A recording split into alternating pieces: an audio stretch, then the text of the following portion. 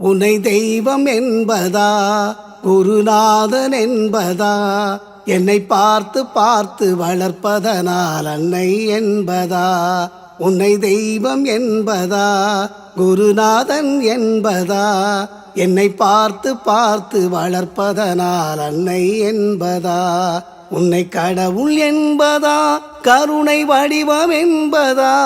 உன்னை கடவுள் என்பதா கருணை வடிவம் என்பதா ஐயா ஞானதானம் தந்த உன்னை தந்தை என்பதா உன்னை தெய்வம் என்பதா குருநாதன் என்பதா என்னை பார்த்து பார்த்து வளர்ப்பதனால் அன்னை என்பதா